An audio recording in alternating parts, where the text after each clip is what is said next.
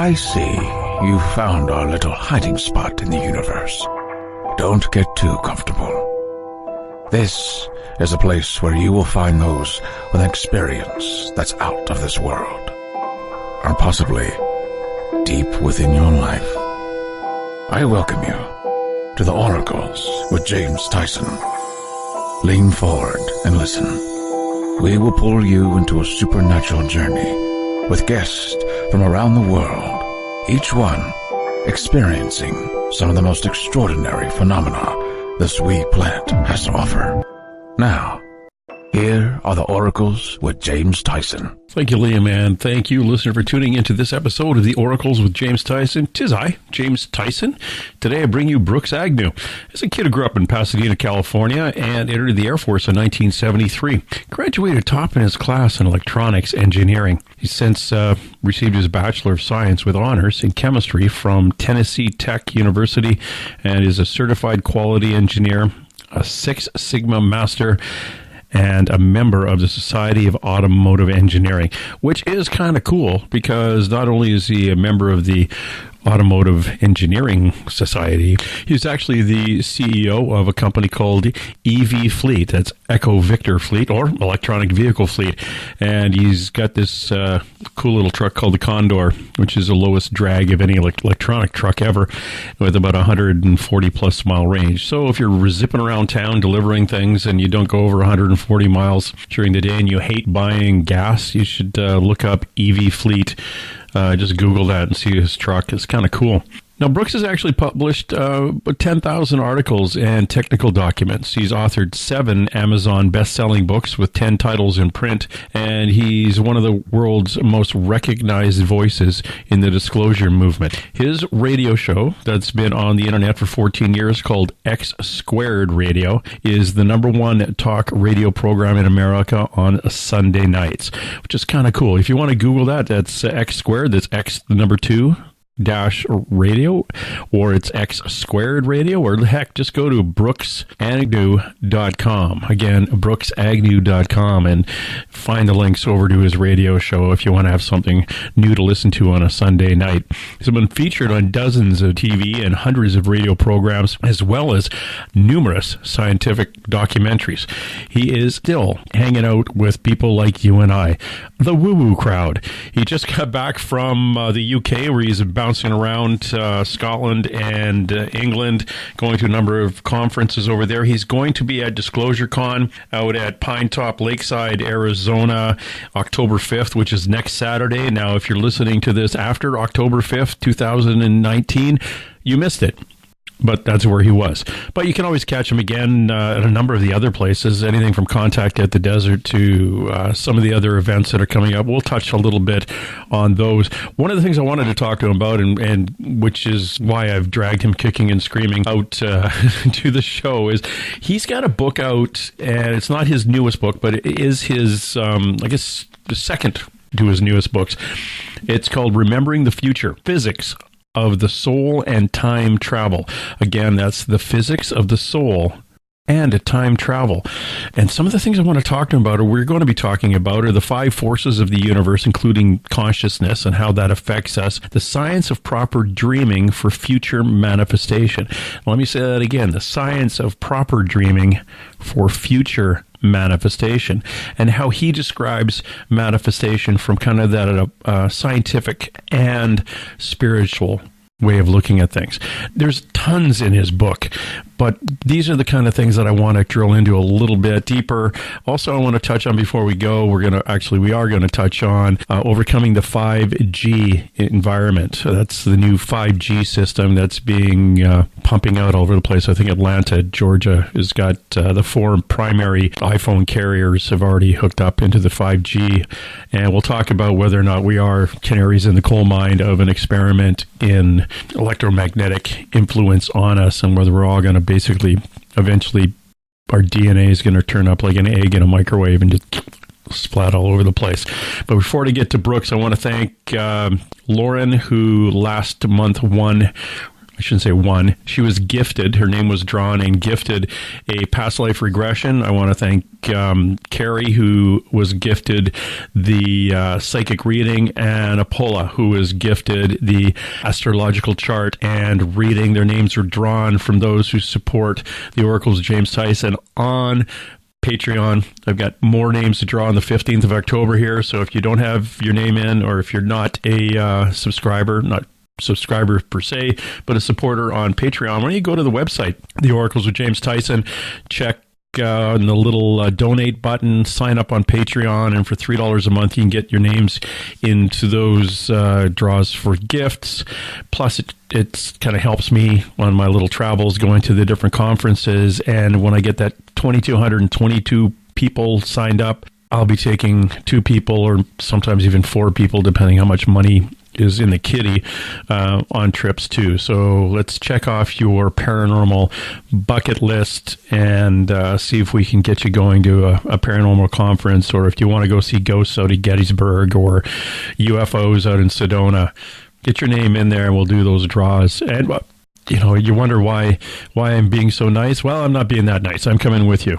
So if you do go to a conference, I get to come with you. So that kind of helps me pay for my trips to go out and do stuff. But I'm going to be bringing supporters along too. And you'll end up being on my show because I'll be interviewing you on your enjoyment of this kind of thing, going on to these little tours. Unless, of course, you go out to Gettysburg, a ghost scares you and you die. Yeah, there'd be an insurance claim, I'm guessing, and a civil suit. So maybe I won't interview you. So it sounds like a good time to bring Brooks in. Brooks, how you been? I'm doing pretty well. A little ragged after 3 weeks on the road, running around to different conferences, signing books and shaking hands. But you know how it is. If you don't play the concerts, they won't buy the albums. Yes. Now, where have you been so far? Let's see. I've been to London. I've been to Edinburgh. Been to Glasgow, Stranraer, Scotland, then to Belfast, Dublin, Cardiff, Wales, and then back to London, and then zipped over to Seattle, Washington, then down to Mount Shasta, back to Seattle, Washington, and this weekend I'm going to Phoenix and then back home to Charlotte. Nice. Now, you're going to Phoenix. You're going to be hitting up Disclosure Con on October 5th to October 6th. That's going to be fun. Oh, yeah. Doc Skinner does a fabulous job putting events together, and he is a fantastic human being, working his butt off to put this event together. This is the second year of Disclosure Con, and last year it was wildly successful. So he deserves it, and I love going there. Perfect. Now, I was there last week or the weekend before, and it was great. The weather's a lot nicer than the 40-something degrees we're having right now up in the Pacific Northwest. Hey, what were you down in Mount Shasta for? That was the Avatars of the Earth. It was put on by Tracy Ash out of London. She does a great job. It was a little esoteric, but I brought Remembering the Future, the Physics of the Soul and Time Travel lecture to that. It was well received, and I sold all my books, so how could I complain? Oh, yeah. You're just going to have a boxcar following you from place to place well, I guess it would have been a little harder in the UK, but when you get back here, at least stock up and ready to go for Disclosure Con. Now, you mentioned the physics of the soul and time travel. Now, fascinating book, Remembering the Future, the Physics of Soul and Time Travel, and you talk about receiving the key or the secret. It opens the abundance of the universe. Mm-hmm. What sparked that book? Oh, that's a great question. I had gotten back into meditation in the summer of 2006. So I had a large engineering project for the state of Washington, which I completed in the middle of 2007. And I moved the operation to just outside of Boise, Idaho, a little tiny town called Glens Ferry, Idaho, which is an inexpensive place to have a 90,000 square foot shop. So while I was there, I started getting back into the meditation that I brushed up on in 2006. And my teacher was Drunvalo Melchizedek and also Maureen Saint Germain. And one of the neat things about this kind of meditation is once you get into the meditation, you have a sort of landing spot, like your landing page on a website. Every time you go into the meditation, you go to this landing spot, and then you can go anywhere, anytime that you want, and you can listen, and you can observe what is going on. So I said, well, I wonder what would happen if I went to the year 2015. So I just went into meditation, and I tried to go to the future to look at the year 2015. And when I got there, I opened up my eyes, and I realized that we didn't make it. The weather was all screwed up. The economy was upside down. The presidency itself was collapsing. It was that winter, it snowed on the snow from the previous year. So I knew something was way wrong with the weather. No one was talking about global warming or anything like that in 2007. But I came back out of meditation back in the year 2007, and I was so moved by it that I said, what can I do? What can I possibly do to nudge the human race so that we choose a different future than that one? And so I started to put together this book. It started out with travels that I had done sort of astrally while I was in meditation. I kept going back to this other planet, a planet I lived on before I came here, is the way it felt. And I went there hundreds of times, and I got a great feeling about it, a great peace about it. I realized that world was destroyed about 1,800 years ago, and now I'm here in this body on this world. But it gave me perspective. So I started there with the book, and I continued forward. And at the time, I just finished teaching a college algebra, and I was an adjunct professor, and I had a bunch of adults in my math class. I was concerned about them learning certain aspects of the mathematics just for the test and then forgetting them and never using them again in their lives. And one of those sections was the section on Fibonacci. So we were covering the Fibonacci numbers, the Fibonacci sequence, starting with 0 and adding 1 to 0 and getting 1, and then adding 1 to 1, get 2, and then 1 to 2 and get 3. It's the method by which cells divide and bacteria divides and DNA unfolds and duplicates itself and then refolds back up. The periodic chart lays out on it, planets lay out on it around stars and solar systems and galaxies in the universe. Everything lays out based on this method of increase. So in preparing for the class, I decided to take my calculator, and I just said, what would happen if we didn't start at 0? What happens if we just started, somewhere along the number line? So I picked two numbers. In the book, I used 75 and 216. Add them together, you get 291. So, okay, now I got the first three numbers, 1, 2, 3. So I took the second and added to the third, just like I was starting down the Fibonacci, yellow brick road, and you get 507. So you continue on, and when you get to the 8th iteration of this addition process, you take the 7th sum and divide it into the 8th sum, and you are on the 1.618 to 1. You're right back on the golden mean. This is phi. This is this magic constructive interference slope that nature uses to create matter out of energy. So at first I thought, well, that was lucky. Let's try another couple numbers. So I tried another couple numbers, and it worked. So I said, well, maybe it only works with whole numbers. Maybe it doesn't work with decimals. So I put some, non-integers in there, and it worked again. So then I put fractions in, and it worked again. So then I put irrational numbers, imaginary numbers. I even put functions into it, and it worked. Every single time the addition worked. So I said, well, if it works with these random numbers, starting anywhere, any size, any difference, maybe it will work with energy. And so I made the assumption, and I think it's sound, that human observation, because we are the only beings that we know of on this planet that can perceive time, human observation is actually a source of energy. It's actually an energy input. So from there, I made the jump that if a human decided to put two energy inputs using their intention, using their particular personality signature, their, shall we call it a soul address, two places in time, and you added those together to get a result, you have your three numbers, you have your three values. So you continue forward to the 8th iteration, and energy, you are now back on that slope of spontaneous generation. That was pretty incredible. So I decided to put it to the test.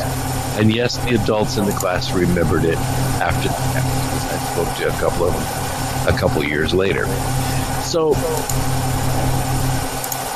what was the game? I mean, what were we trying to accomplish? What we were trying to accomplish is someone put their intention somewhere out in the future, like say they wanted to be something, or they wanted to do something, or they wanted to own something like a motorcycle or a car or a house or a piece of land, or they wanted to manifest, a certain type of mate to meet. Mm-hmm. They could do this, and that signature would put a sort of sound, a vibration, a frequency out, and it would go out in all directions, all 360 degrees throughout all time and eternity. Not as a flat plane, like dropping a pebble into a pond, but as a sphere. So, like any, energy signal put into a set of energy, let me make that a little more clear. Let's say you had an acoustic guitar, and it was out of the case, and you were leaned it up against the wall with the strings facing the room, and then you turned your stereo up really loud, like I don't know what kind of music you listen to, but let's just say it was AC/DC or Led Zeppelin or something like that. Somewhere in that music, that guitar would sound like somebody just grabbed a pick and plucked the string. It would just ring out. It would ring so hard it would slap against the fretboard. It would draw your attention.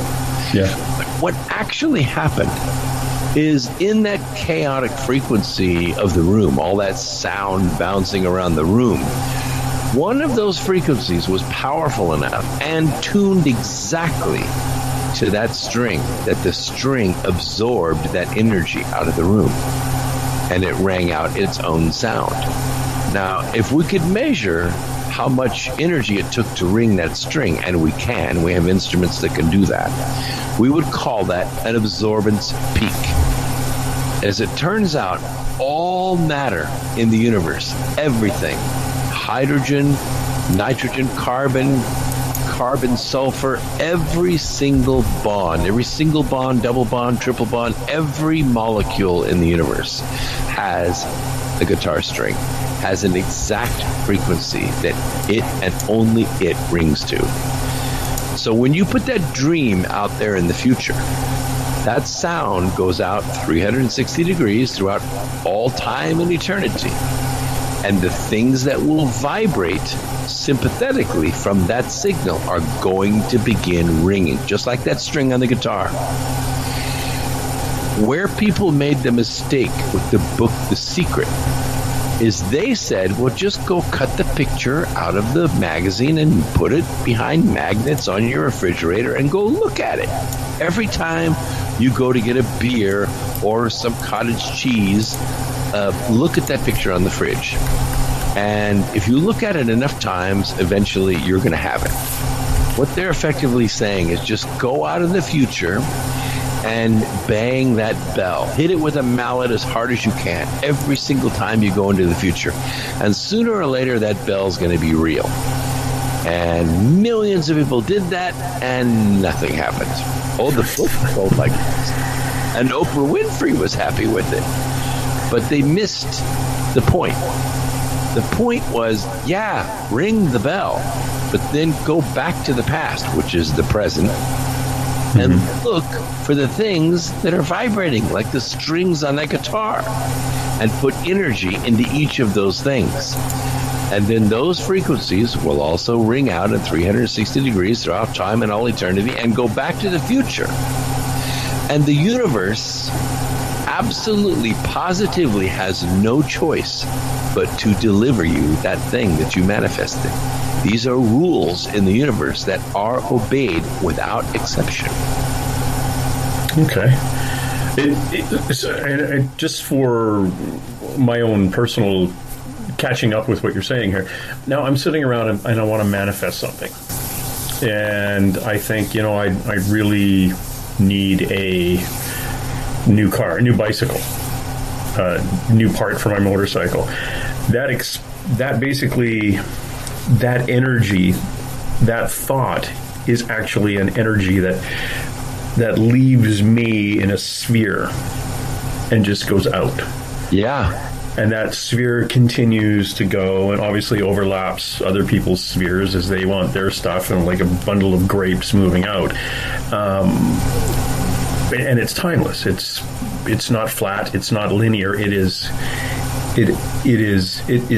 like a mini Big Bang of energy coming out of me, a thought energy that is putting out to, as we say, to the universe. I want something. Or I need something. We get our needs, I believe, far before we get our wants. But it goes out.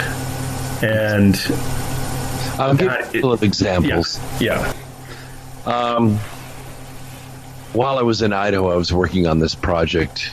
We were building some ion towers for a biodiesel plant that I had designed. And I had a team of welders that were working with me, and we would go across the street and have breakfast in the morning. And I had at the time I was driving a Dodge Dakota, and it was pretty much wore out. It had a couple 100,000 miles on it. So I mentioned to the welders, you know what? I think I want to buy a newer truck. And they said, really? So what are you looking for? I said, well, I've been thinking about it. I want an emerald green Dodge Ram with a diesel, no older than 1999. I want it automatic, two-wheel drive, and I want to spend less than $10,000 on it. And they went, they laughed. They said, first of all, you're not going to find a two-wheel drive truck around here in Idaho. Forget about that.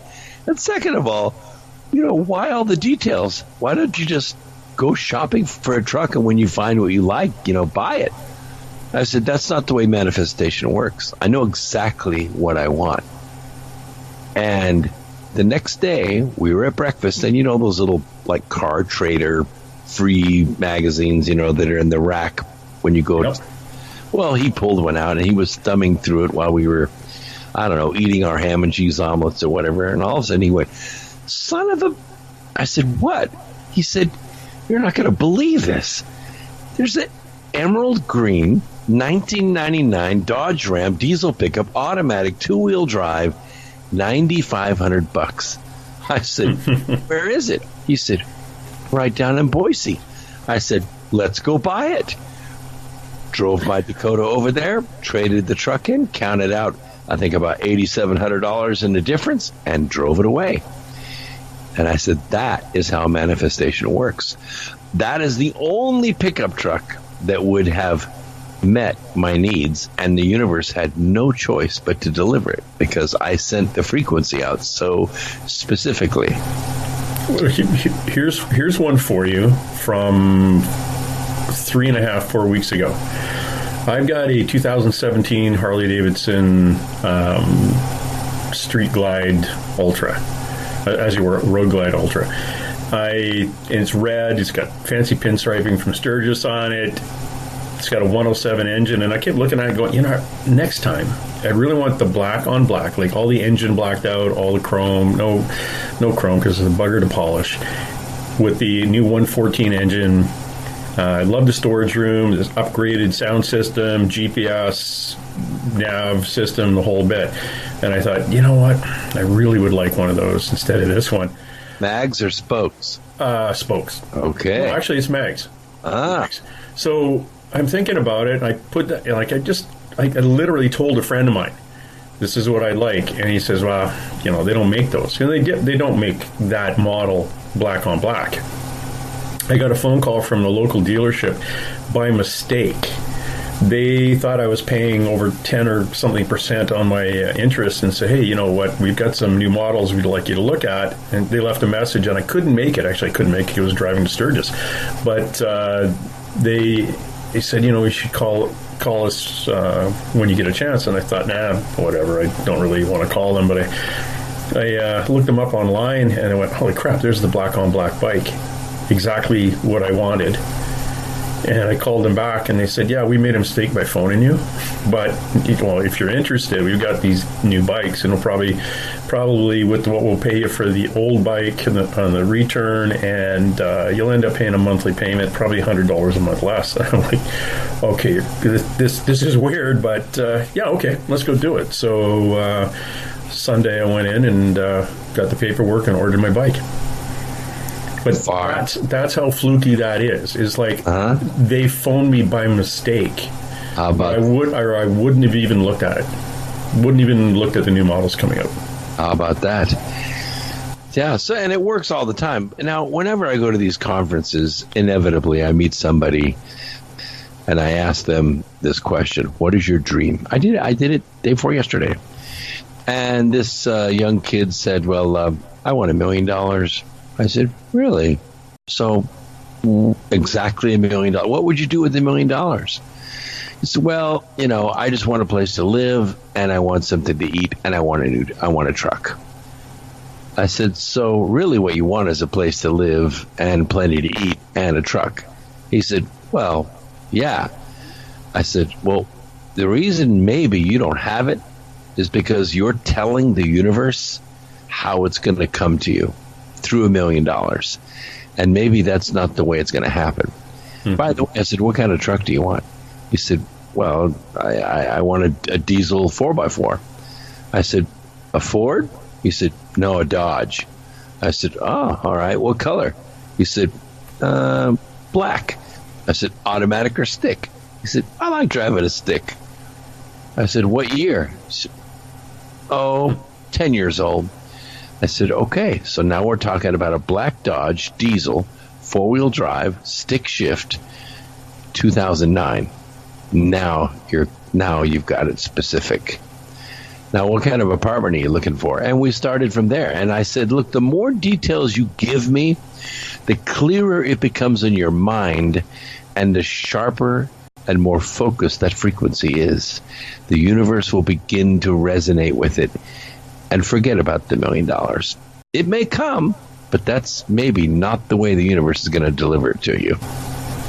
Yeah, and I'm a firm believer in getting needs over wants, and like your request to the universe will hit the management's table better if it's a need than it is a want.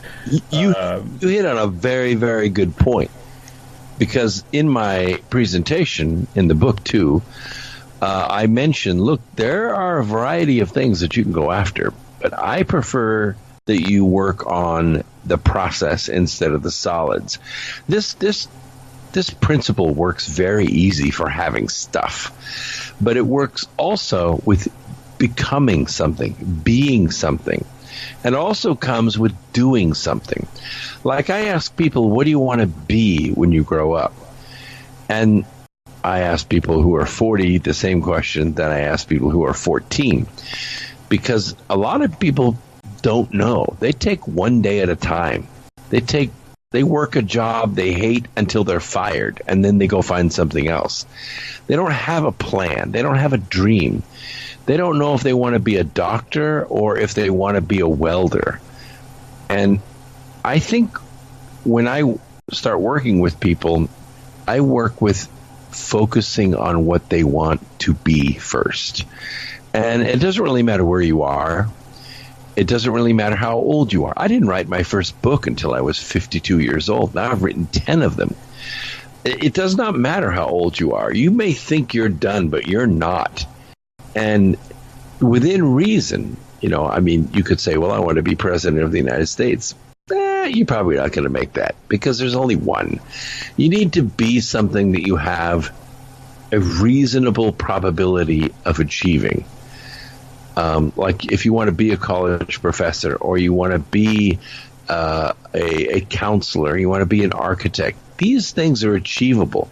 Anybody who puts their effort toward it can achieve that. And I think that's where most people are lost. Yeah, I'd love to be a rock star. I just can't sing or play an instrument. So I should knock that down a couple of steps and maybe want to work as a manager of a rock star or something. Or try to do Milli Vanilli, only better. Yeah, honest, just play the recording, don't say anything. But you look at guys like, or the stories of people who manifest things. Jim Carrey, who carried around the $10 million check in his wallet, saying that, or the picture of the Mustang bike when he was a kid, saying, "Someday I'm going to get this bike." And focus, just that was the picture he was focusing on, that someday I'll get this bike. I don't know how, but I will. I just confident I will, and then gets it. But he was a kid at the age those bikes were available for kids, and somebody put his name on a raffle ticket, and he got it. The $10 million check, he carried it around with him as a fledgling stand-up comedian. Well, he was in a position as a stand-up comedian to possibly, he was in the entertainment industry, no matter how close to the beginning, but he was actually in it. So, yeah, okay, he got a movie and got a check for $10 million. A few years later, and he'd show the $10 million check to his fellow comedians, and they go, oh, "You are a comedian. You think you're going to get $10 million?" But he put that out there, and he's big into manifestation and just asking for things. But you're I think you're spot on by saying, if you're in a position where you can't walk, then you're not going to make it as a pro athlete. Focus, go back to Jim Carrey's story. He didn't do nothing until he got the $1 million movie deal. He answered every phone call, every email, showed up for every audition, because that is what resonated with his dream.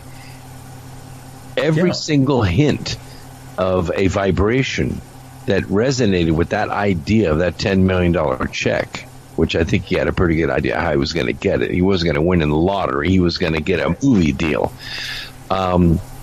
He took the jobs.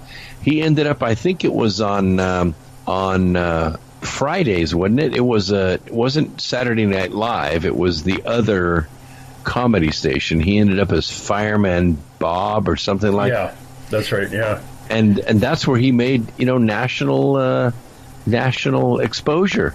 And from there, it went. And then he just got one movie deal after another. I mean, Yes Man was one of the best movies I've ever seen.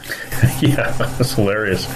And it's like you say, it's basically, don't be swinging above your weight class. Like unless you're going to work up to that weight class, you've got to do the work. You can't just sit on the couch and say, "I want this," and unless it's related to sitting on the couch, you're probably not going to get it. Like, who is it that said, "Lord, I want to win the lottery. Lord, I want to win the lottery. Lord, I want to," and finally the angel came to him and said, "Look, first you got to go buy a ticket."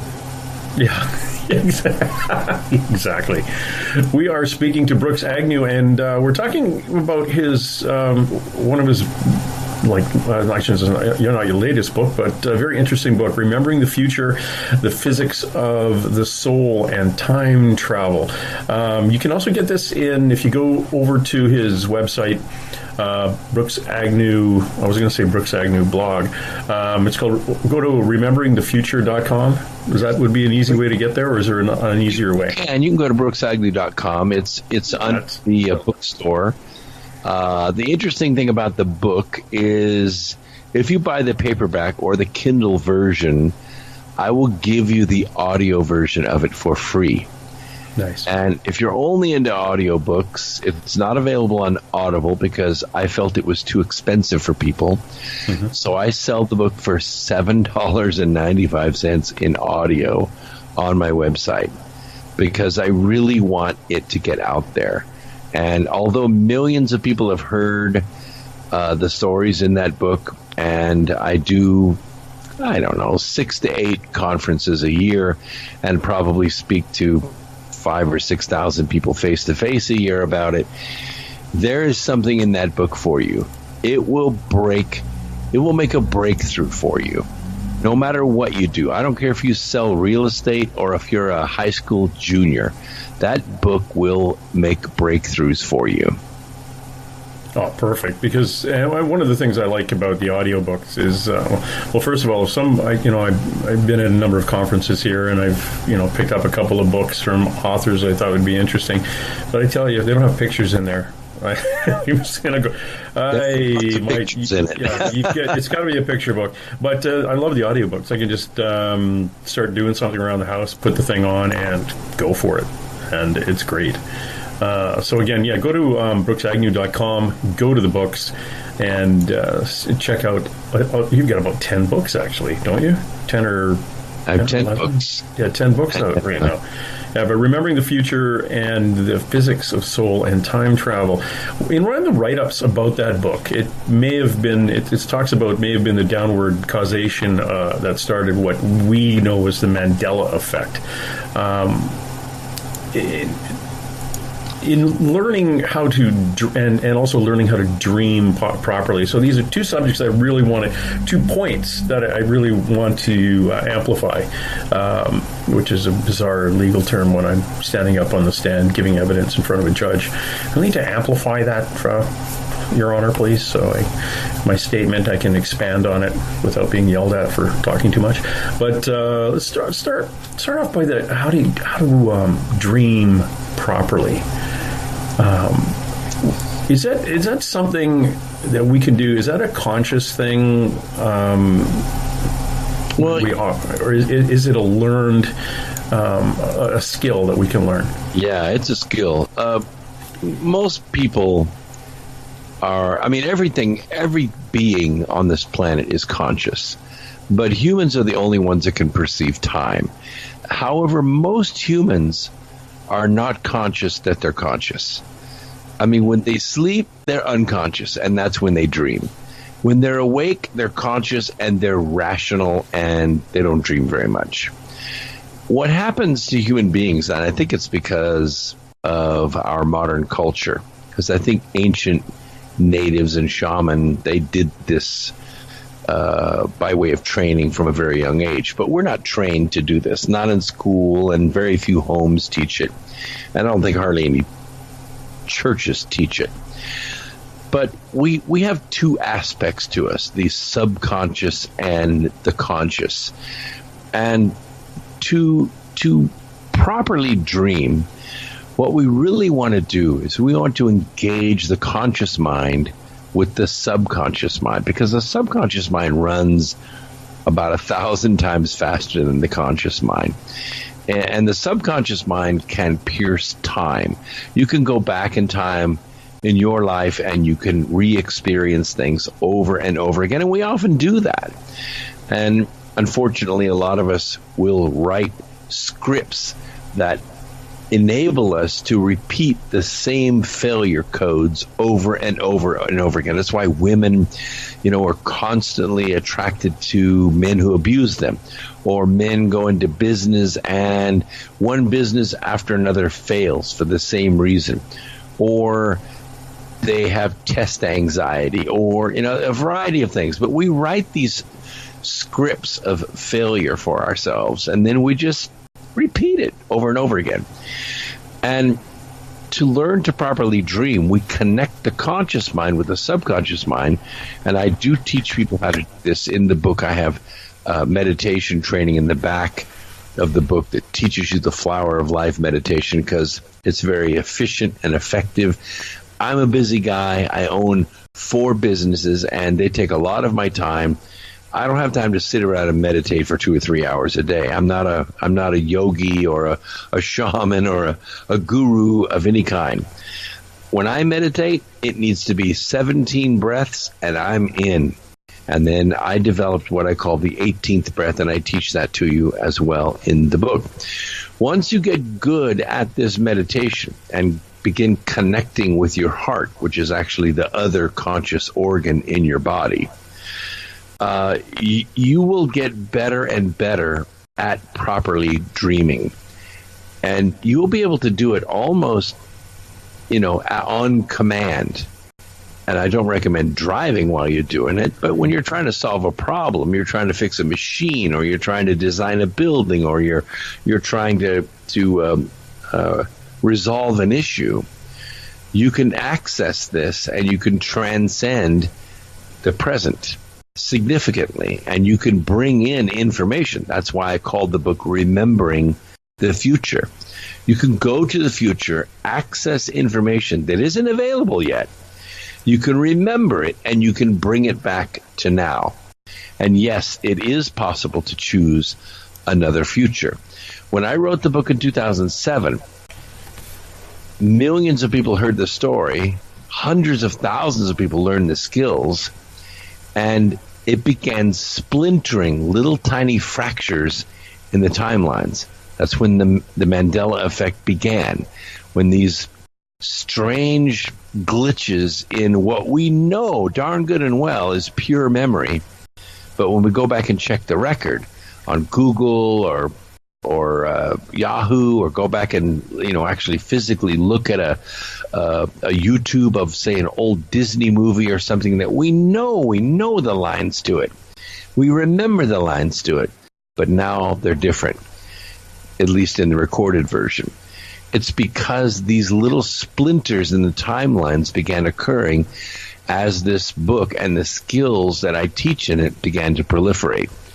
And it hasn't changed anything major that I know of, other than what happened in 2015, because we missed that total catastrophe that I saw from 2007. Barely, but we missed it. In other words, we chose another future. We chose another future. People don't know this, but if you research the scriptures, and I'm specifically talking about the Bible, it's pretty prophetic in the way that it's written. But there's one big thing missing from the Bible. I mean, a really big, glaring thing missing from the Bible. Us, the United States, the richest, most powerful, most influential nation in the history of the world. It's not there. Why? Because it wasn't on that timeline. When the founding fathers, who all learned to read by reading the Bible, they knew exactly where the world was headed because they were taught it. Everyone was taught it. Mm-hmm. And they decided to choose a new future. They formed a government that answered to the people. That had never been done before. It had never been done before. Nobody ever considered rights given to a people by God, not by government, but by God.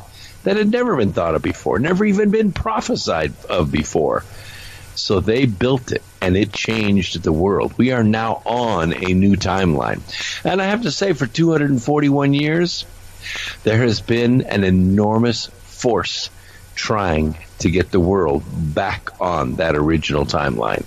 And we're experiencing that war right now. Now, when you say back on the original timeline...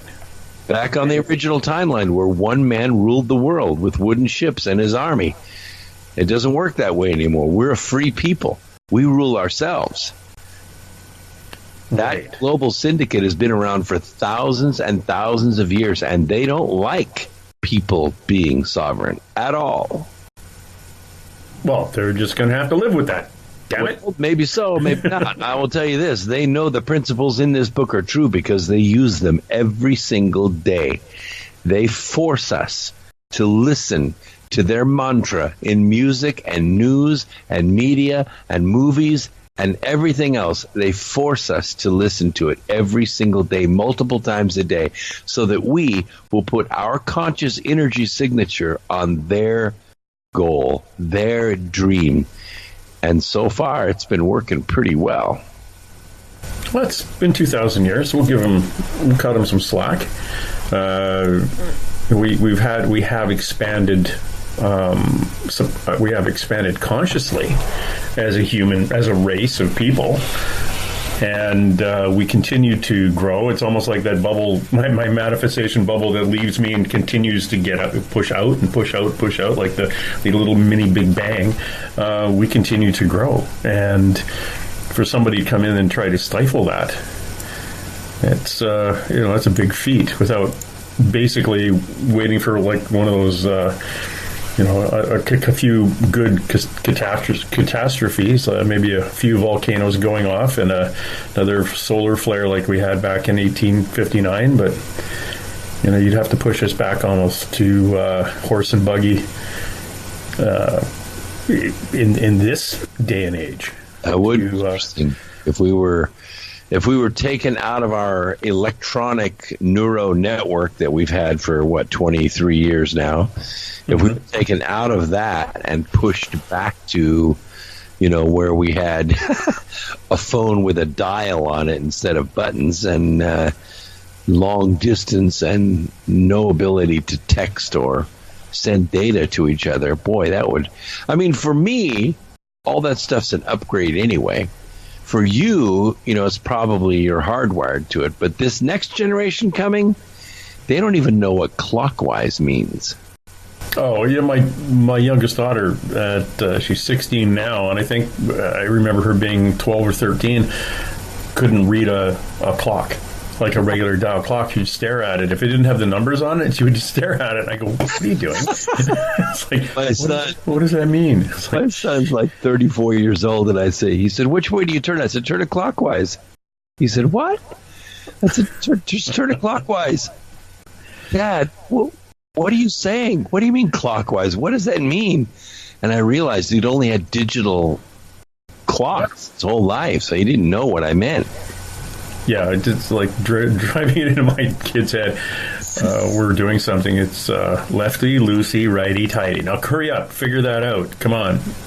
Oh, and by the way, righty is clockwise. What? Why did you say clockwise? What does that mean? Is a wise clock? Oh my God, we speak English, but not the same language. Yeah. That's crazy. It is absolutely crazy. There was actually a cool... I haven't seen it, but it's an interesting film out, directed by Danny Boyle. A guy named Richard Curtis wrote it. It was based on Curtis's story from years ago, but there was this kid who basically he remembers and he knows all the Beatles songs, but no one else in the world knows who the Beatles were. Yeah, he Googles it. He comes up with the bug. Oh, like, what do you mean you don't know who the Beatles are? So he ends up playing their music and writing their music and becomes famous, and he just walking around shaking his head going, what the hell is going on here? but it's again, that's the Mandela effect in reverse, where he's Mandela and everybody else in the world has gone somewhere else. It's like, I woke up one day and I'm the only one who remembers this part of history. I should take a glance at that film. It's probably a cute little film, but it's similar. It's similar to the kind of an effect of not knowing, just having bits and pieces of our future modified. So when we get there and then go past it, in hindsight, it's skew. Reminds me of a story. It was about 16 years ago. My 14-year-old daughter comes up to me and says, Dad, have you ever heard of a band called the Beatles? And I went, yeah, I've heard of them. She said, their music is really good. I thought it was just great. Yeah. Who are the Beatles? Oh, that's Paul McCartney's band. Who? Paul McCartney's first band. Never mind. We're talking to, who are we talking to? Brooks Agnew. This is fascinating. The stuff that you've been talking about and your meditation. Is your meditation the Merkaba? Yeah. That's the meditation? It's called Flower of Life meditation. Merkaba basically means, the spirit, the body, and the energy that makes up the body. The Merkaba. It's like a star tetrahedron, two tetrahedrons pushed one into the other, tip first, so you end up with kind of looks like a Star of David, but in 3D. This is the energy shape of the human body and of planets and stars. Right. That's interesting. It's a type of meditation I haven't done. We had a thing not too long ago. It was called the Muse, and the Muse is a device you put on your head, hook up to your iPhone, and listen to it. And with your brain or the brain waves, you can control the sounds. Like I put it on where it's controlling the water as it rushes up against on the beach and the wind and the birds. And if you hit that meditation, that right frequency, you hear birds and it's very peaceful. But when you get off frequency, the birds go away, the waves crash, the wind comes up, and eventually it teaches you to know exactly when you hit that frequency.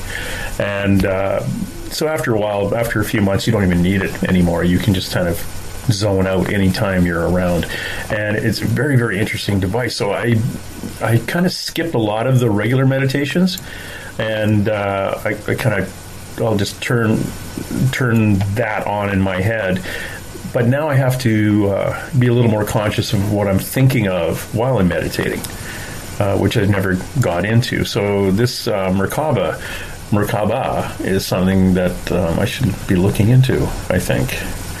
Yeah, I like the biofeedback systems. I like them a lot. It does teach you how to, what it feels like to get your vibrational level to the right frequency so that you're in this kind of a delta state. Yeah. And when you're in that state, what you're basically doing is you're entraining the conscious mind with the subconscious mind. I told you the subconscious mind has a frequency about 1,000 times higher than the conscious mind, but it doesn't mean that harmonically they can't be aligned. If you could ever speed your conscious mind up to match your subconscious mind, I don't know, you might disappear, but but you can hit harmonics, and then it can be constructively interfering, and that's something that can give you great power. Your intellect will have a great amount of energy around you, and people will feel it. And send me $1 million so I can buy a truck and an apartment and pay my bills off. One of the things that your book, Remembering the Future, The Physics of Soul and Time Travel, it talks about a lot of it is unleashing the power that we have within ourselves, and pointing out that we do have this ability. We can manifest. If you do it properly, you can manifest pretty well anything. But I've been told once, when you get really good at manifesting, there's no really need to be here anymore, and you get called back to the mothership. The lightning bolt hits, or you step out in front of a bus. But to empower ourselves to make our the informed choices that we make in our lives, improving our future, and what we create and what we create around us. Each of us, as we do that, and as each of us grow, those are the individuals and those are the people that are needed in the next chapter of humanity. Well, yeah, and maybe we have several different chapters being written at the same time, because I would like to say that mankind is waking up. But I know 2018 was kind of the year of awakening for a lot of us, because we became aware of forces that are working around us. I don't think we were really aware of that before. I think they were pretty much hidden because that's the way it was designed. And somebody asked me at the end of 2018, well, if you had to name 2018 for something, what would you call it? I said, well, honestly, I think it was the year of awakening. And he asked me, what do you think about 2019? And I said, I think I'm going to call 2019 the year of light. Because in the last, 10 or 12 years, for sure, programs like yours and mine and others, we have been establishing light all over the world, little pockets here and there. And at first I thought, with the electronic neural network that we've put together, that maybe we're all supposed to gather together, like maybe at Area 51 or maybe on the top of Devil's Tower. Yeah, on the top of Devil's Tower or something. We're all supposed to go. But, I now realize that we're not supposed to do that. What we're supposed to do is turn the light up in the place where we are, in our little towns and cities and big cities and rural areas. And the whole world will then have these bright points of light all over it. I hate to sound like George H.W. Bush, but the point is that it would begin driving darkness back into the shadows where it belongs. But then I also realize that as intensely as we have been working, the dark side has been working that much harder. Yeah. So I would like to think that the race of mankind is awakening, that its frequency is becoming higher. But then I look around and I see that there's a tremendous amount of darkness. There's a tremendous amount of what we call NPCs, these non-player characters, who are going through life running a short script of hatred and darkness and prejudice over and over and over and over again in their minds. They will never become anything as long as they keep running that program. But they don't care because they just don't have enough thought going on in their head to care.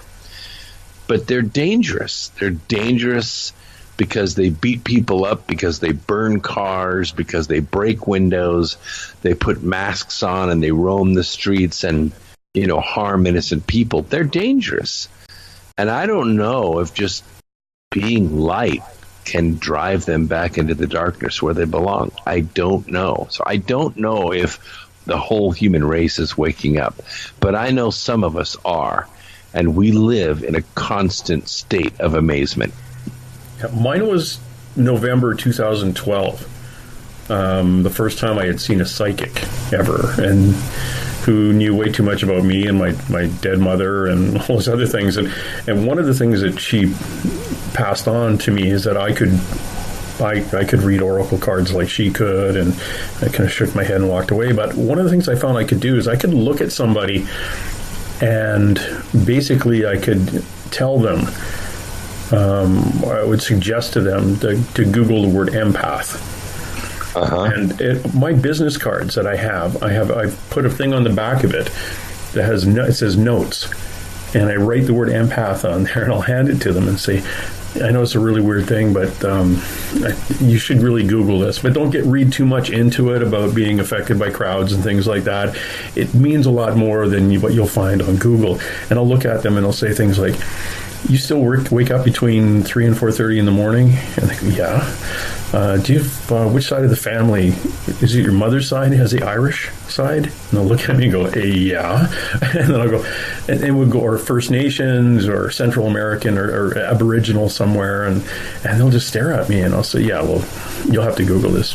You have a very high vibration, and I don't know any other way other than to explain that or say that to you. And it's giving me my card with that word on it is like the silver bullet, as the Lone Ranger would ride off into the distance. It was like, here, look into this, because it'll explain a lot of the stuff that's been going on in your life and why you attract narcissists and why your anxiety is high and why you take on other people's problems. That seemed to be my divination for the first few years. I could do that. I still do it. But man, oh man, that first 2 or 3 years, I could see them. It was almost like I could see them in a crowd, just glowing, coming out of the crowd. And things have changed since then, and I'm a full-on evidential medium now, which I guess I always had been, but I'm now a little more confident with that. It is and like you say, in 2018, it seemed to be, it's like all the people I had talked to about that since 2012 all showed up at the same house and went, yes, we all are that way, and we continue to tell people that too.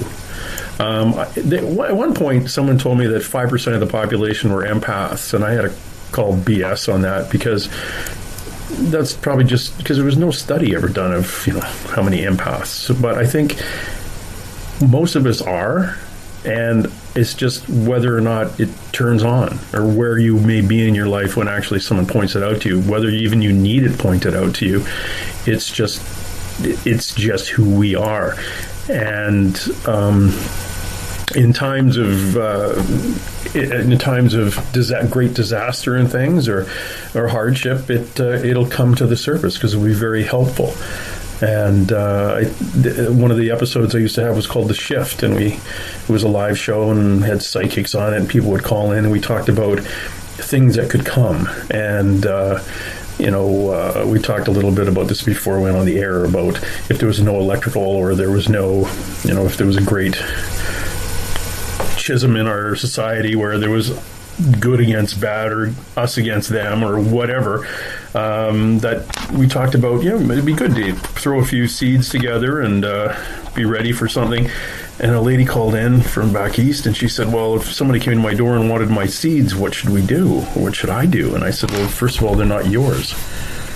If you get that out of your head, that they were your seeds, that they are our seeds, it would be a lot easier to deal with, because you could invite that person in and say, look, we could probably get more done together than we could do with your M16 and my AR here, arguing back and forth and shooting at each other. Why don't we just all come together? You could probably fix my roof, and I could bake you a pie, and we can make a community out of this. It's the negative, or the more negative ones, I think they're going to have an issue. The ones who are more positive and inclusive, I think, will make community again. And it's my gut feeling, and in my heart of hearts, I think they're going to be the higher vibration people.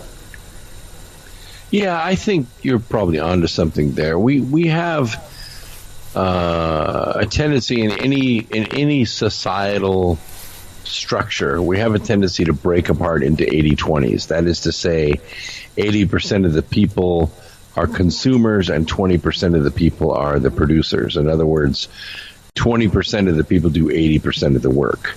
Mm-hmm. And it's always been that way. But with respect to empaths, I think a lot of people have empathic abilities, but you have to be careful, because empaths have a tendency to pick up on strong forces that are around them and reflect them.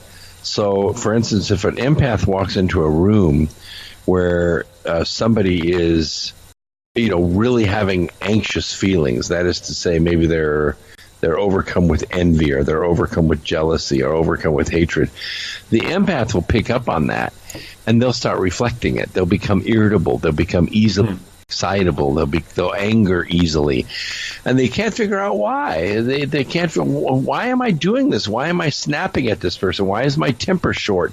It's because somebody is in the room that has those strong emotions, and they're empathically picking up on them. So an empath has to be aware and has to be sovereign, so that they know who they are. It's sort of like, when you were really young, maybe you would get high, or maybe you experimented with drugs. You realized what was real because you could tell yourself, oh, it's just the drug. But an empath can't always do that. They can't always say, oh, somebody's in the room with these emotions. It's very difficult to tell the difference between an outside influence that's coming in on you, making you anxious, and yourself making yourself anxious. So you have to be sovereign. You have to have some baseline that you recognize that is you, so you can tell when you're being influenced. Because an empath is extremely sensitive. What empathic means, or empathy means, for those of you that are listening, is basically being able to walk in someone else's shoes. So if they are having an experience in their life, an empath can resonate with that experience, because they spiritually can put themselves in the other person's shoes. And it's a great skill, but it's also dangerous. You have to be able to protect yourself against the strong personalities and egos that are around you. Yeah, it is dangerous. My oldest daughter is extreme. She's very, very high vibration, and she was very, I think the psychologist called her oppositional defiant disorder. Like, we'd say it's a nice day, she'd say it was a crappy day. Just completely always negative, wanted to be left alone. And I took her to a psychic, and the psychic said, "Oh my God, she freaking glows." And within an hour, the psychic taught her how to block.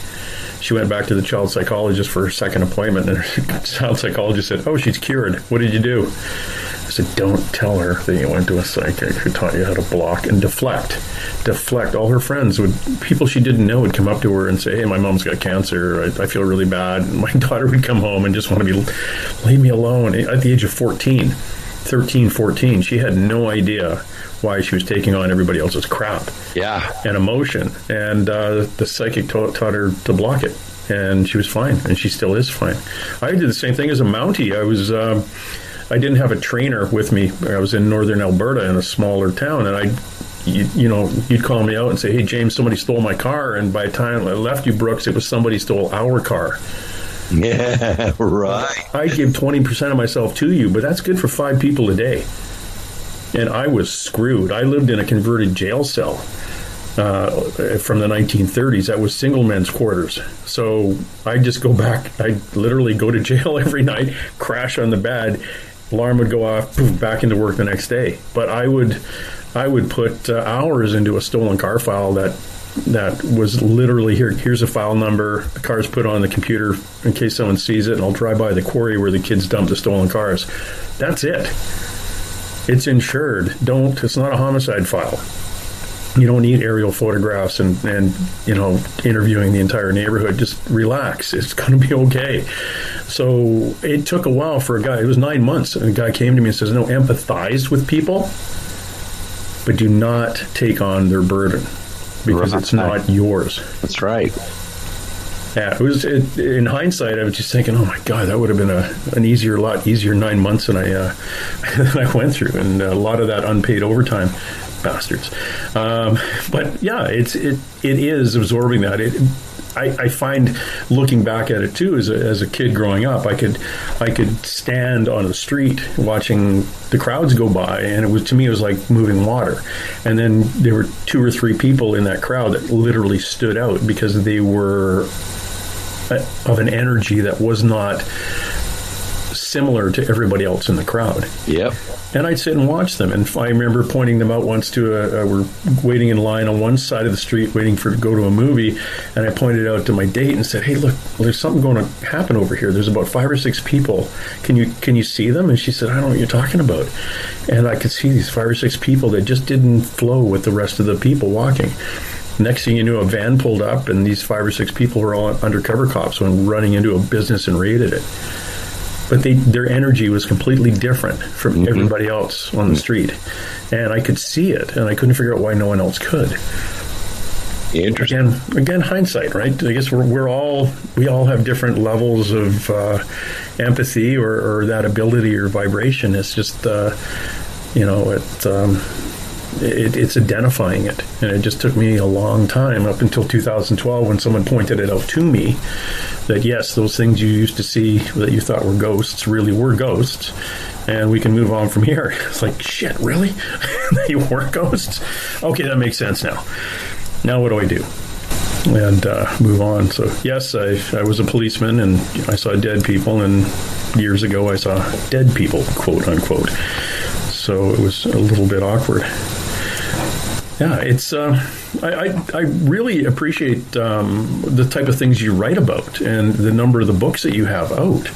I also see that you were not only talking at DisclosureCon, that you've got some other things coming up. Well, you will be a Contact at the Desert, right? Yeah, I was at Contact in the Desert last May, and I've been invited to come back again this next May. Mm-hmm. In April, I will be at the Human Origins Conference, or Expo, in New Mexico. Nice. So you can find out all these. Go to brooksagnew.com and look at the upcoming events. I try to keep those pretty current.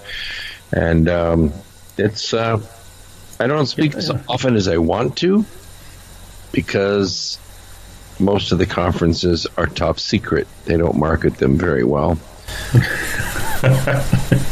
Well, the Human Origins one, it's interesting. Yeah, that's April 2nd to the 5th, I think, in Albuquerque, New Mexico. But, I kind of know about that one because I think my buddy Travis is going to be there, Travis Walton. He's been bouncing around. There's a new movie going to be almost in production, which will hopefully correct all the errors in his original movie, which was absolutely horrible.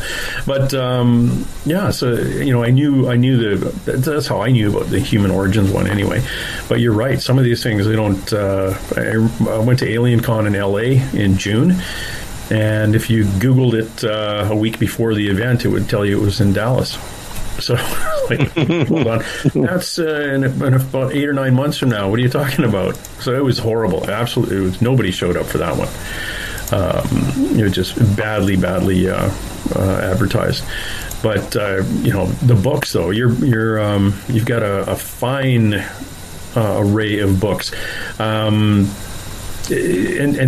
again, we're talking about, or I wanted to touch upon Brooks's book, Remembering the Future, The Physics of Soul and Time Travel. It has, that's a 90-minute lecture, and it's a presentation in itself. It is. It's 90 minutes, and people have asked me to put it on YouTube, but I have 2 films that I show in there by permission in my live presentations, and I can't put those films in my YouTubes. And they tell specific aspects of things like the Fibonacci sequence, but also resonance theory, because you can't talk about the Fibonacci sequence and manifesting the future without talking about resonance theory. And I mean, I could do it in mathematics. I could show you on a graph or a graphic of some kind. But when you see the film and you see how constructive interference and destructive interference work in sound, and then again in light, it sinks in. You really get it. You understand why. It says in the scriptures, where 2 or more of you come together in my name, if it were possible, with a faith of a mustard seed, you could move mountains. That's exactly how it's done. I mean, we think of, great spirits like Jesus or Buddha or some very powerful consciousness comes into our realm. They change the world. But we don't get those very often, maybe once every few hundred years. But what is almost as difficult, but more possible, is getting groups of people to focus on one thing. 100 people or 1,000 people, 1,000,000 people. I mean, if we could get 1 billion people to focus on one problem, we could solve it. We could change the world. If we could align, and that's one thing I'm really hopeful about with this neural network that we have, this internet, which is tying consciousnesses together, synchronizing them all over the world. If we could do it for good, if we could pull people together and have, for instance, a controlled meditation or a single prayer or a single concern for improvement, it would be remarkable what we could get done. There's nothing at all that we could not achieve. We have about 70 or 80 years of fossil fuels, cheap fossil fuels available on this planet. It's kind of a loan that nature has given us. Okay, I'll let you fly and I'll let you drive at 100 miles an hour and I'll let you move freight along steel rails or across the oceans for a few hundred years using all this energy that I've stored up in my crust. But that's only to get you started, only to get you to figure out how to make energy or coax energy from another dimension into our dimension so that you don't have to keep burning me up to to make your energy. And we're getting there. We are getting there. But it's going to take a while before we graduate from a petroleum-based economy to, we're almost there in the United States. Petroleum makes up about 8% of our economy. Other nations, China, India, Russia, it makes up like 50% of their concern. And so it's definitely a petroleum-based economy. If oil gets too cheap, like gets down around 50 or 40 or even $35 a barrel, Russia has no choice. They got to reach out. They got to get aggressive outside their own borders, because they're about 50% of their gross national product is from oil. We're not like that. We could probably, if we had another energy source, we could make the transition pretty easily.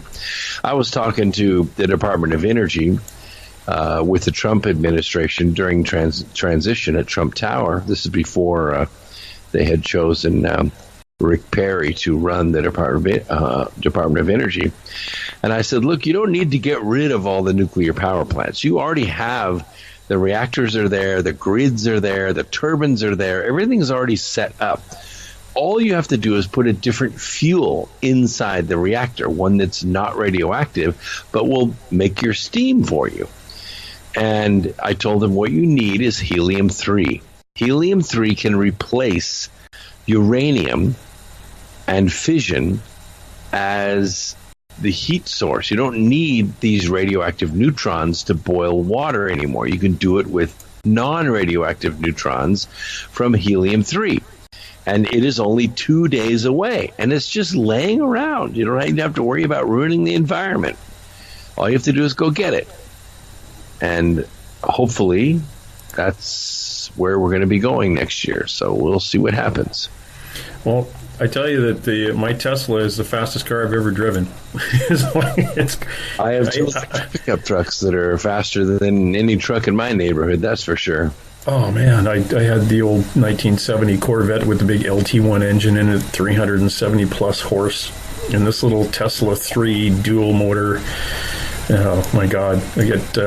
it's like pulls almost 1 G, and I think, okay, now not only am I going too fast, but nobody can hear me coming.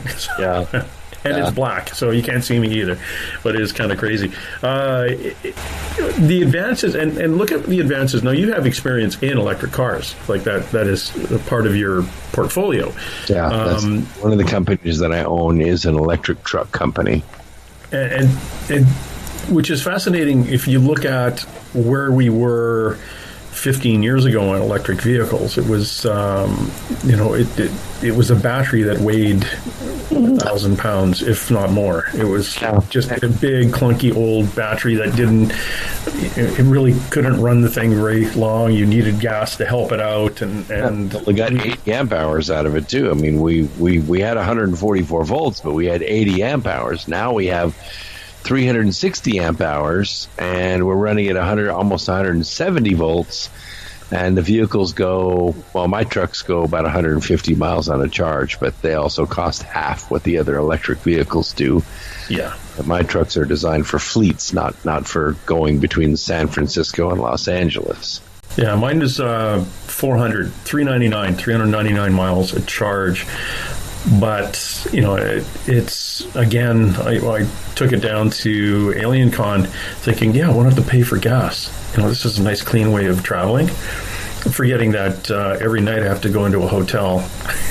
So, okay, it just cost me twice as much. I could have flown down and stayed in the Bel Air Hilton or something for what I paid on hotels between here and LA and back. And it's true. 10 days there and 5 days there, 5 days back. So. Because you got to charge up overnight. It's a different mentality. Yeah. Fleet owners, they're only driving maybe 120 miles a day, but they're routes. They run 6-8 routes in 8 hours, and then they're done. Yeah, which is great. Like I can get a full charge from dead in 45 minutes at a supercharger. You don't want to keep doing that because it'll charge that battery. Yeah, and there's a limit. You can go up. The full charge is for the extended drive, the 399 mile one, but at about 280 is like if you're just driving it around and you don't want to supercharge the thing up too much, like to max it.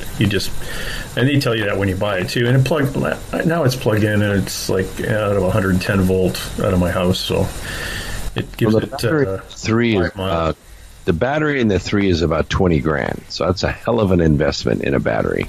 Oh yeah, and they're all made up of little batteries that look like a pop can, a soda can. 16 850s. Yeah, which is a lot better than the big clunky what looked like boat batteries when I was a kid. The big aviation batteries, all lead. And when one of those goes, and it's a 6-minute replacement on a battery, which is freaking me out as it is. Like, what do you mean 6 minutes? Oh yeah, you just put it up on a rack. Takes us 4 minutes to undo all the bolts. 2 minutes to pop the thing up and pull the 2 batteries out, stick 2 ones in. It's done in 6 minutes. I'm going, I'd like to see that. Yeah. It's like you guys all worked at NASCAR or something. You're in, you're out. Well, there are 1,168 batteries in a Model 3, and my truck has 96. But we use a flat kind of pillow battery, and we use a different chemistry. The Model 3 uses what's called a lithium air battery that has to be submerged to keep it cool, and my truck runs on lithium iron phosphate, which can be air cooled. Oh, nice! It's not flammable. Oh, very nice. Yeah, because that's before I bought it, I was thinking, I heard about these catching fire for no apparent reason. They keep them submerged in glycol. Yeah, that it's just all in the metal that they use to commute the electrons. Nissan uses lithium manganate, which is highly toxic. If those batteries get breached, you got to call in a hazmat team. The real battery that we're waiting for is vanadium. What we want is a vanadium battery. That is 5 valent states. It'll give us 5 volts instead of 3.25 volts, and it will give us 30 to 40,000 charge cycles, which your grandkids would be inheriting that battery. Okay, that's cool. Yeah, that's something that would be a lot better than what we're sitting on now, but it's coming. It's we talk about this like you're waiting for this next generation of battery, the next generation of power. It is. We can see it from where we're sitting. Well, the only way it's going to come is, and I hate to say this, I don't want to say it wrong, but the only way it's going to come is if we take the Chinese out as the primary battery makers in the world. As long as the Chinese are making batteries, we're stuck in their rare earth world. But if we can get the tariffs in place and stop the dumping of cheap batteries or the hoarding of lithium in one company, then we'll see vanadium batteries. We'll see vanadium batteries in the next 5 years, and that'll change everything. While I've got you, I know we're getting close. We've got only about 10 or 15 minutes left here. One of the things I did want to squeeze in, and again, listener, the talk that Brooks does on remembering the future, the physics of soul and time travel, is 90 minutes. And one of the things that he covers in that talk, which we haven't touched on yet, is overcoming the 5G environment. I hate to squeeze it into 10 or 15 minutes, but could we squeeze that into 10 or 15 minutes? Yeah. In the cell phone world, when I owned one of the first cell phones that came out in Nashville, Tennessee, it was a bag phone. It had a 5-watt transmitter on it. I mean, because we didn't have cells everywhere in those days. You had a few cells around town, but not like we have now, where you can pretty much stay on a phone call from Orlando all the way to New York if you want to. As you move along, your call switches over from cell to cell to cell tower, especially if you're with AT&T or Verizon or Sprint, one of the big companies. I mean, sometimes it doesn't make a clean switch. You drop a call, but it's pretty convenient now. In those days, I was the only person in Nashville in my field that had a mobile phone, and it earned me about $100 a day, which was pretty good. Of course, I paid 25 cents a minute for a call, but oftentimes I didn't get the job. unless I had a phone. Yeah. So as we built more cell phone towers, the phones themselves had to use less and less power. It got down to 1 watt and then a half a watt, and that's about where we are now, between 1 watt and a quarter watt. And because the cell is pretty close. And we can tell when we're close to the cell tower because we can see the number of bars we have in the phone. But that being said, the cell towers themselves have to run at about 12 kilowatts, which is a lot. That's like, you got to climb one of those towers, you better turn the power off because you're going to get cooked before you get to the top of the ladder. They're dangerous. They put out a lot of energy. So, and the reason is because the frequency is fairly low, and it takes a lot of energy for that frequency to travel a long way without a lot of loss. So, and we've gone from 1G to 2G to 3G to 4G. 4G is pretty good because of the amount of data that we can pack on to the frequency. But the next generation is called 5G, and 5G is getting way up there in the upper microwave frequencies, way up into gigahertz. And it's handy because it's not so easily blocked. But it's handy because it has not very high power requirements. It can get way down low power on the antennas. But you got to have a lot of them. You got to have, instead of one every 5 miles or 4 miles, you got to have one every 2 blocks. And in some cities where you have a lot of skyscrapers, you got to have one on every corner of the building. Mm-hmm. So the issue with this frequency is when you get up to these very, very high frequencies, you're talking about very, very short wavelengths. And when you get to these short wavelengths, some of them get very close to harmonic matches with certain molecular bonds. Sort of like when you put a stick of butter in the microwave oven and you turn the microwave oven on, the klyrostron tube inside the microwave in the 1.3 cubic foot resonant chamber that you have inside your microwave, it matches the molecular bond between carbon and oxygen, which is the bond in the fatty acid of the butter. It vibrates that bond, and what happens is that bond heats up, and when it heats up, it melts the butter, and it can boil water. It can also match the frequency between carbon or hydrogen and oxygen, H2O. That bond between the hydrogen and the oxygen is what is vibrated to high frequencies, and that's what makes our high temperatures, and that's what makes water boil. 5G is starting to get to harmonics that will resonate with certain bonds in DNA. And this is what has people worried, because take a look around, everything, including us, is made of DNA. Everything from trees to plants to birds to bacteria to us. And if those frequencies get, close enough to those molecular bonds, they can start either breaking those bonds, heating up those bonds, or even mutating those bonds. And that's where the big worry is coming from. Now, there's a company out there called Huawei. Huawei is the Chinese government for all intents and purposes.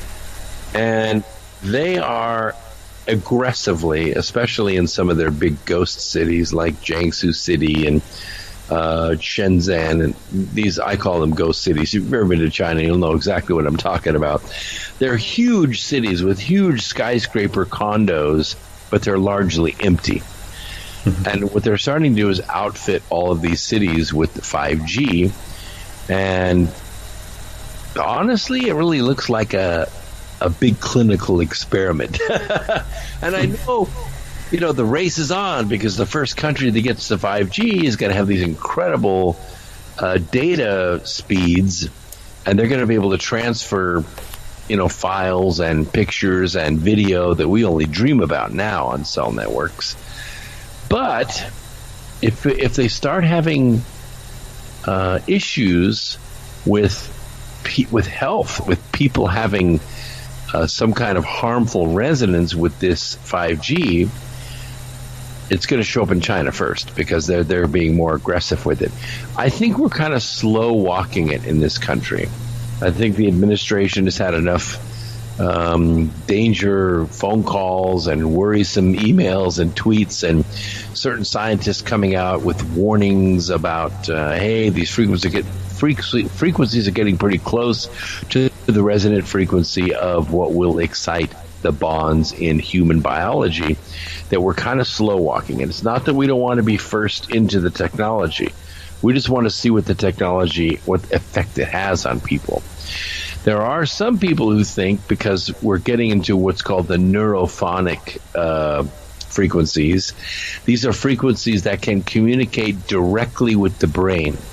It's the frequencies that human nerves use to saltatorily conduct signals to the brain. So, in other words, if we're listening to music, the cochlea, the inner part of our ear, receives vibrations that resonate with cilia inside our cochlea. Those cilia are attached to tiny nerves, and those nerves transmit those vibrations as electrical pulses to the brain. That electric pulsing is on the frequency of saltatory conduction, which can be mimicked with certain 5G frequencies. Now, I know it sounds kind of spooky, it sounds kind of, sci-fi, but we're talking about, if it falls into the wrong hands, 5G could be used to communicate sounds directly to the human brain without going through your ears. Like your brain is almost the radio receiver. Now, the issue with this is that it's theorized that human brains can be commanded almost, or at least inspired or influenced by frequencies put on the 5G network. And that's a little bit of, it violates our right to biological privacy. This is what people really are concerned about. Is it real? Honestly, I think it's possible. As a chemist, as a physicist, I'm just telling you that it is possible. I have tested neurophones myself.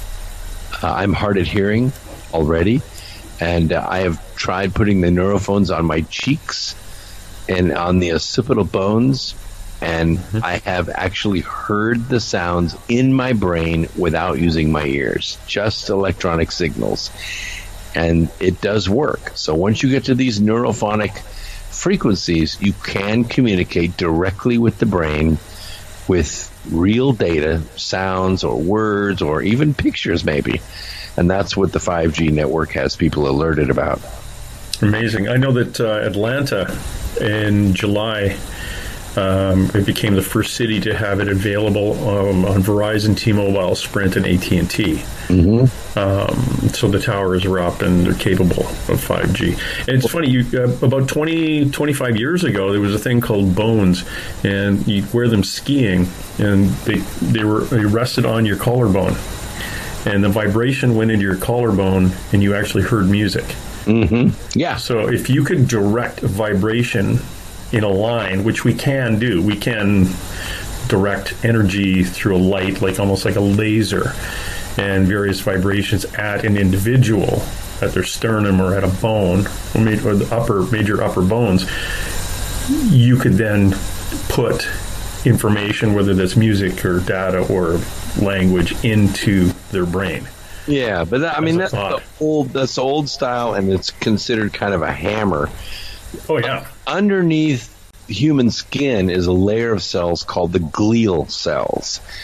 It is an organ all in and of itself. It's like the energy body. It lays underneath the dermis, and it is a very tight network of electrical cells, which are called the glial cells. And the interesting thing about the glials is that when two people come together and they touch, like they touch hands or they hug one another or they're naked with one another, the glial cells, if they resonate one with another, there's a very peaceful kind of security, kind of direct communication, almost soul-to-soul communication, because this energy body resonates with the other energy body. It doesn't work with everyone, but the people that it does work with, it is really quite an amazing feeling. Now, the neurophones, they work with tiny metallic discs about the size of a nickel, but only much, much thinner.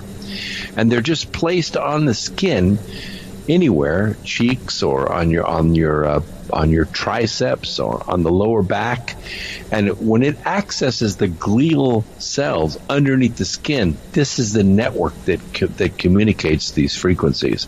So the 5G, it's not going to hammer your bones. It's going to access those glial cells. And that's what has a lot of people worried. And in Atlanta, when you talk about cell towers, these are not big towers. These are little bitty things. They look like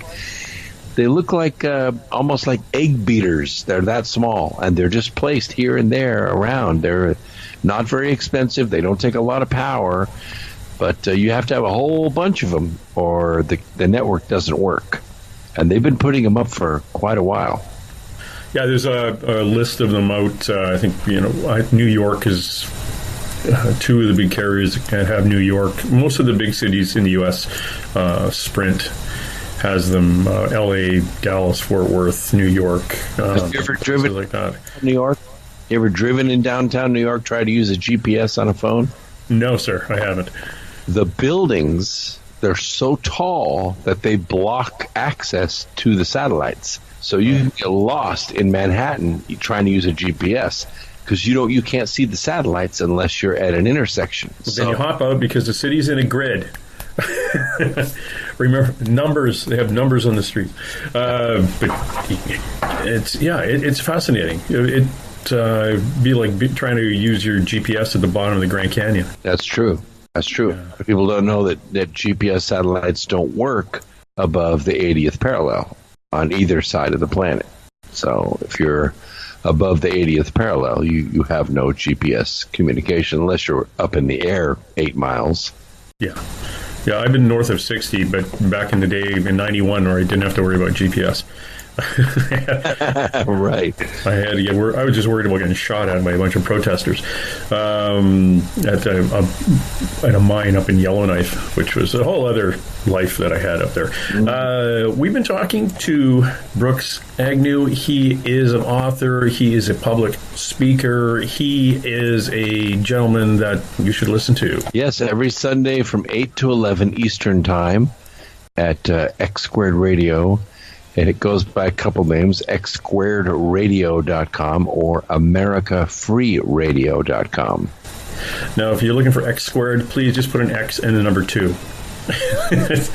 Because it threw me off originally. So X Squared, okay, I'll just enter X Squared. Oh, okay, that number 2 then. So X Squared, and just go to brooksagnew.com and see everything that he's involved in, and his book, or books. I'm narrowing you down to one book, and I apologize. But the one I'm very interested in is the Remembering the Future, the physics of the soul and time travel, and just so you do get a little bit of an idea of the types of things that book does cover. Please just and like he says, you can pick it up.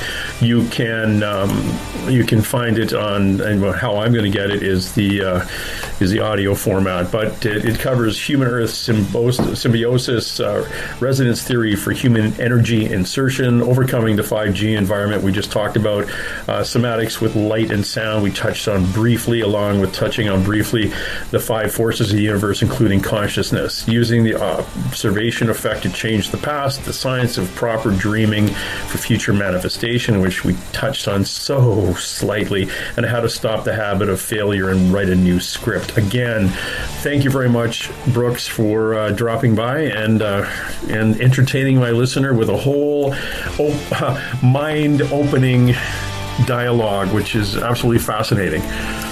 It has been my pleasure, James. Thank you.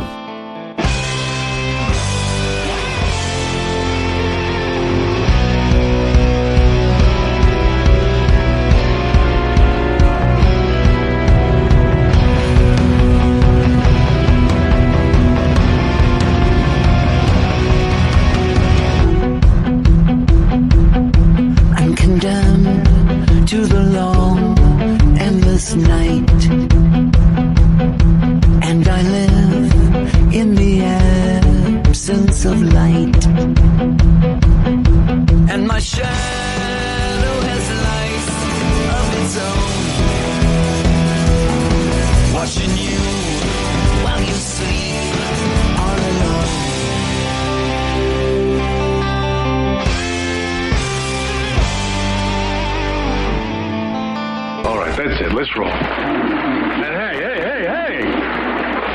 Let's be careful out there. Far over the snow, what are those voices? They sing as they go. What are those voices? Look up for the mountain. Somebody hide, somebody better hide on through the hail, like a pack of angry wolves on the trail. Dead or alive, we are out to get you, dead or alive. And forget yourself. If you're the one, better run away. Son, you are done, throw your gun away. Here come the Mounties to get the man they're after now. Run through the hail like a pack of angry wolves on the trail. Dead or alive, we are out to get you, dead or alive. If you're the one, better run away. Son, you are done, throw your gun away. Here come the Mounties to get the man they're after. No!